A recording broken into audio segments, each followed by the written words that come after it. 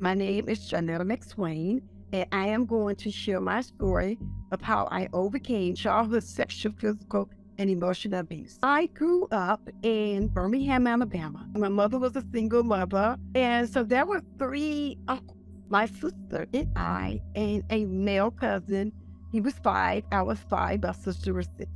We would go up under the house, and we would crawl up under this crawl space because it was our shelter. It was our escape. It was the only place that no one knew that we were at. So I would get my stick and my brick and my cousin and my sister, and we would sit up in this house and we were getting ready to plot how we were going to escape this ruthless beating and this horrific sexual assault that was about to happen to all of us. So my grandmother is singing her little church hymns, and she's calling me and my sister and my boy cousin to come into the house. And we can hear the three uncles preparing for us. And as we come in the house one by one, I remember running to hold on to the bed, and my sister ran and my cousin ran, and they're all to grip the pole, the bed pole, the post, anything that we could find to grip on, because these three men would chase us down, vicious. And I can see my sister fighting, and my uncle's punching her in her face, and I can see my sister's body beginning to just weaken. As they caught us, they would sit us in three chairs in the middle of the floor and tie us up with ropes, our hands and feet with ropes. And I remember watching my uncles take turns. I remember sitting there like a statue. Where do you go? What do you say? And I could see my sister and boy cousin next to me, and my sister would fight and fight, and I would just lay there. But that was just one of the episodes. There were so many. I remember being 8 or 9 years old, and I remember one of my uncles just getting out of prison. Me and my sister was in our room with the door closed. We were still afraid. We locked the door. As we watched the doorknob turn and turn and turn until he literally got the doorknob off, and he fell on the floor, and he came in the room and he picked me up, put us to my bed, and took me in the bathroom. And I remember just lying in his arms because I was a little girl.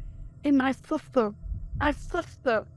bowed and brushed on the door and said, "Give me back my sister," telling my mom something is wrong with me. And my mom finally went to the doctor. And I remember them telling my mom that I look back at it now, and I think, why didn't nobody say us? We walked to school with our necks full, our face beaten and punched. And this secret went so long until we couldn't tell anybody. I was literally born into this family who didn't love me. I remember my mom abusing me, calling me and telling me I wish I would have killed you. My mother literally left me in the bush for 3 days. The abuse started. My earliest memory is about 5. So there were different times that these uncles had, molested us. So it was throughout, and it was those 3 uncles. But there was a great uncle that I remember he had a wooden leg, and I remember he would tell me to come to the back room and sit me on his lap and me all these things of happening at house. It was almost safer to not say anything. 7 or 8 years old, we was at my grandmother's house, my sister and I, my boy cousin. We were outside and we was fighting about something. And so we were saying, I'm gonna tell we did it. I'm gonna tell they did this to us. Uncle's dead. We called it doing it.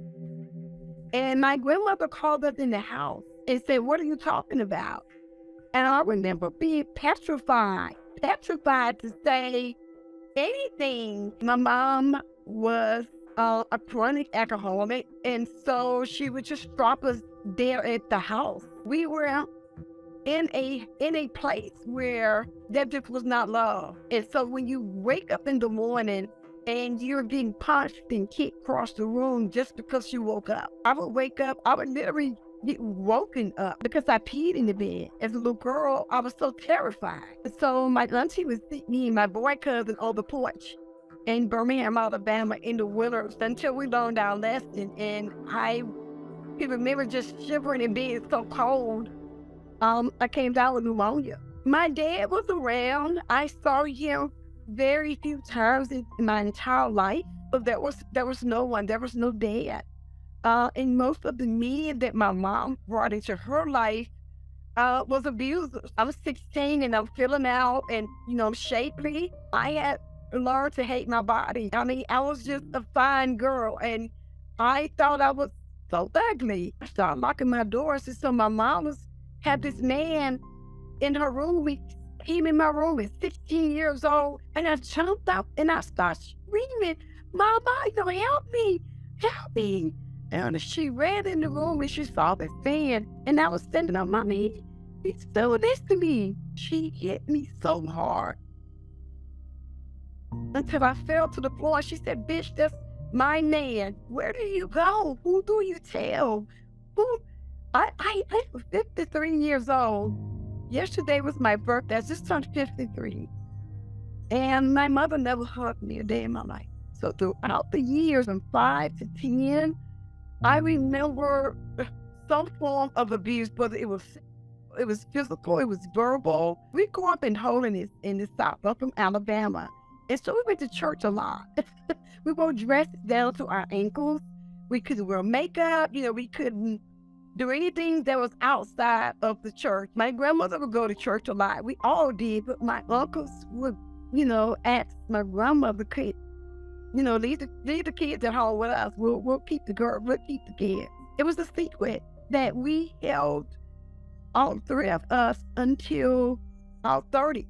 In 11, 12 years old, when I started to understand the abuse, but I didn't tell anybody. I went to school. I was called Scarface. I was called, ugly, because I had stars all over my body. I would get teased. You got sanctified woman, watch thrown at my head. I used to steal. I started stealing at 12 years old. Just panties, because I didn't have any panties to wear. A bra, shoes, because I wanted to be pretty. As I started getting bullied, I ended up dropping out of high school.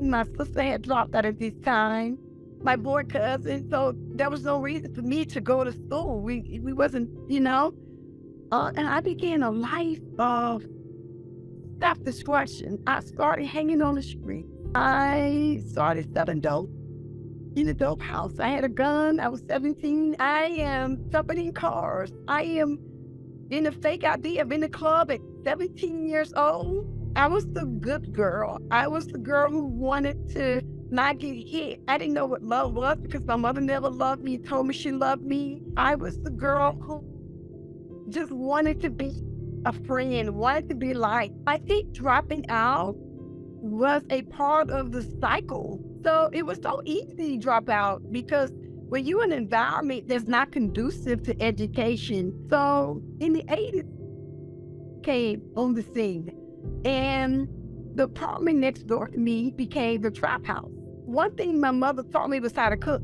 I'm from Birmingham, from the South, so we can cook.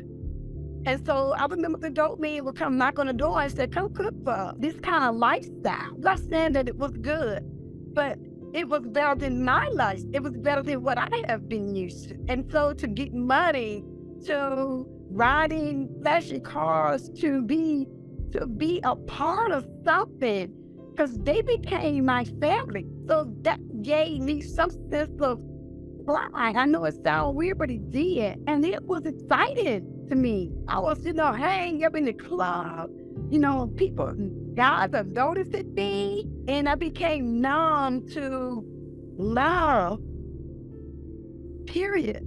So I began that lifestyle, and then at 19, I get pregnant. I'm in this club life, I'm in this dope game, I'm in this game, and here I am, a single mother, high school dropout, no daddy, no job.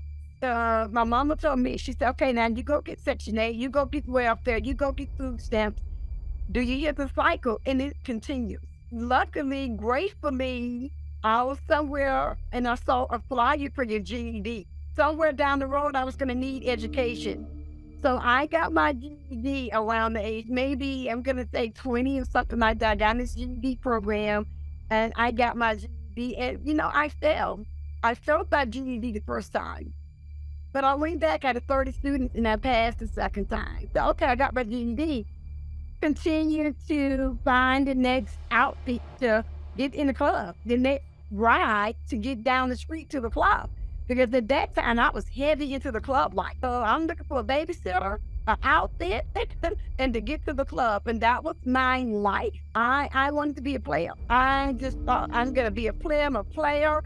And that was it for me. I didn't love anybody. I was so hardcore. I was just out there. I was so grateful that I'm living today.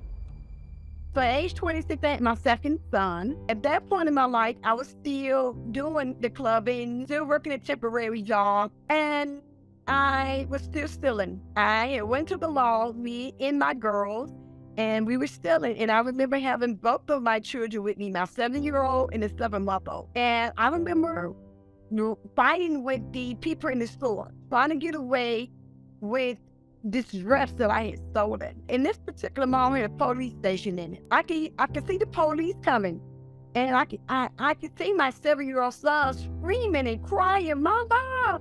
And then I had my 7-month baby in the stroller. And because I'm running and fighting, I left my baby. I left the stroller. Police got me down in the parking lot. I'm on the ground. They handcuffed me. And they put me in the back of the police car, and I'm sitting in that police car, and I'm about 27 years old. And I see my 7-year-old son standing at the window screaming, "Mama, Mama, please don't beat me." So at that moment, I knew that I was in trouble. I knew at that moment that I was going to be my mother. And it scared me to death. And as I sat in the back seat of that police car in handcuffs, I promised that I was going to do something. I didn't even know at that point why, how. I knew that if I didn't do something, I was going to die. Well, my 2 children was not going to be proud of me, was not going to love me. I ended up with a felony for robbery. I remember that lawyer telling me I was done. You'll never be anything. You'll never have a job. You're going to have a felony the rest of your life. And so at 30, I was getting ready for my birthday. As I sat on my bed, something happened to me. And I looked in the mirror. There was a big mirror on my bed and on my dresser. And I sat in the bed and I looked in this mirror. Oh my God. And I saw the most ugliest, broken woman that I had ever came in contact with. And at that very moment, I threw my hands up and I asked God to help me, save me. I called my landlord and said, "I'm leaving Birmingham, Alabama. I'm going to save my life so that I can save my 2 sons' life." I wanted to be a good woman. I didn't know what good was. I didn't have an example of healthy. I didn't have an example of how a woman is supposed to act, how love felt. But I was 30 years old and I was going to find out. And I remember my Section 8 worker saying, "Where are you going to go?" I said, "I'm going to Atlanta, Georgia," because my best friend had already moved here. I didn't care if I had anywhere to stay. I didn't care if I had to stay on the floor. I didn't care where I had to. I was running for my life. I got the biggest truck that you can find in Birmingham, Alabama. I packed my truck up, me and my 12-year-old son. It was 20 years ago. Next month would be 20 years that I jumped in that big truck.